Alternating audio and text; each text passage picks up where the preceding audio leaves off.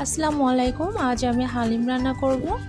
হালিম রান্না করার জন্য আমি একটি রাঁধুনি রেডিমিক্স হালিমের প্যাকেট নিয়ে নিয়েছি। আপনারা যে কোনো সুপার শপে এই রেডিমিক্স হালিমের প্যাকেটটি পেয়ে যাবেন। এবার আমি প্যাকেটটি খুলে নিচ্ছি। দেখতেই পাচ্ছেন এর ভেতরে রয়েছে দুইটি প্যাকেট। বড় প্যাকেটটিতে রয়েছে চাল এবং ডালের মিশ্রণ এবং ছোট প্যাকেটটিতে রয়েছে হালিমের মশলা। প্রথমে আমি বড় প্যাকেটটি কেটে নিচ্ছি। এর ভেতরে যে চাল এবং ডালের মিশ্রণ রয়েছে সেটা এবার একটা বাটিতে ঢেলে নিচ্ছি। আমি আপনাদের একটু মেপে দেখাচ্ছি। এখানে 1 কাপ পরিমাণ মিশ্রণ রয়েছে। এবার এর ভিতরে আমি অ্যাড করে নিচ্ছি 3.5 কাপ পরিমাণ ফুটন্ত গরম পানি। অবশ্যই ফুটন্ত গরম পানি ইউজ করার চেষ্টা করবেন। এবার মিশ্রণটা আমি একটু মিক্স করে নিচ্ছি এবং একটি সাইডে রেখে দিচ্ছি আধা ঘন্টার জন্য। এবার এই আধা ঘন্টায় আমি মাংসটা প্রসেস করে নিব। সেজন্য একটি প্যান আমি চুলায় গরম করে নিয়েছি। দিয়ে দিচ্ছি 1/2 কাপ পরিমাণ সয়াবিন তেল। তেলটা গরম হয়ে এলে এবার এর ভেতরে আমি অ্যাড করে নিয়েছি 5টা বড় সাইজের পেঁয়াজ কুচি। আমার 1.25 কাপ পরিমাণ পেঁয়াজ কুচি হয়েছিল। পেঁয়াজটা এবার আমি নেড়ে চেড়ে ব্রাউন কালার করে ভেজে নিব। পেঁয়াজগুলো ব্রাউন কালার হয়ে এসেছে। এবার এর থেকে আমি কিছুটা উঠিয়ে রাখছি, যেটা আমি পরবর্তীতে বেরেস্তা হিসেবে ইউজ করব।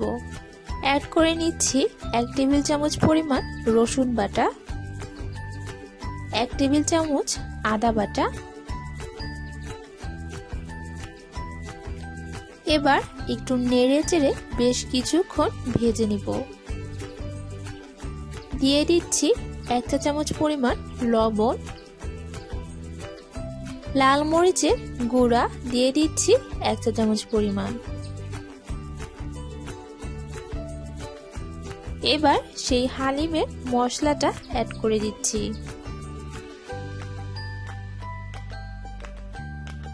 দেখতেই পাচ্ছেন আমি সামান্য কিছু মশলা প্যাকেটে রেখে দিয়েছি, যেটা আমি রান্নার একেবারে শেষে ব্যবহার করব।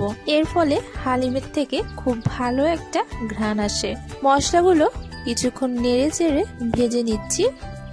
এবার এর ভেতরে আমি দিয়ে দিচ্ছি 1/2 কেজি পরিমাণ মাটন।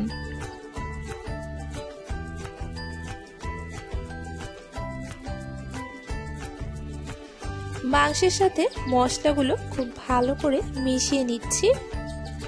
এবার ঢাকনা দিয়ে ঢেকে কিছুক্ষণ কষিয়ে নিব। অবশ্যই মাঝে মাঝে ঢাকনা খুলে নেড়ে নিতে হবে, যাতে করে নিচ থেকে লেগে না যায়। মাংসটা কষিয়ে নেওয়া হয়ে গিয়েছে। এবার মাংসটা সিদ্ধ করার জন্য পর্যাপ্ত পরিমাণ পানি দিয়ে দিচ্ছি। আবারও ঢাকনা দিয়ে ঢেকে অপেক্ষা করব পানি শুকিয়ে যাওয়া পর্যন্ত। অবশ্যই এর মাঝে ঢাকনা খুলে নেড়ে দিতে হবে, যাতে করে নিচ থেকে লেগে না যায়। প্রিয় দর্শক, আমার মাংসটা সিদ্ধ হয়ে এসেছে। এবার আমি এর ভেতরে অ্যাড করে নিচ্ছি সেই ভিজিয়ে রাখা চাল ও ডালের মিশ্রণ। এবার কিছুক্ষণ নেড়ে চেড়ে রান্না করে নিতে হবে। এ পর্যায়ে আপনার কাছে যদি মিশ্রণটা খুব বেশি ঘন মনে হয়, তবে এক্ষেত্রে আপনি আরও কিছু ফুটন্ত পানি ইউজ করতে পারেন। আমি আরও 1 কাপ পরিমাণ এক্সট্রা পানি ইউজ করেছি। প্রিয় দর্শক, আমার রান্নাটা প্রায় শেষের দিকে। এ পর্যায়ে আমি সেই রেখে দেওয়া হালিমের মশলাটা উপর থেকে ছড়িয়ে দিচ্ছি এবং কিছুক্ষণ নেড়ে চেড়ে চুলা থেকে নামিয়ে নিচ্ছি। এবার পরিবেশনে চলে যাচ্ছি। একটা বাটিতে আমি হালিম বেড়ে নিচ্ছি। গার্নিশিং এর জন্য আমি এখানে আদা কুচি করে নিয়েছি, কাঁচামরিচ কুচি, শসা কুচি এবং লেবু।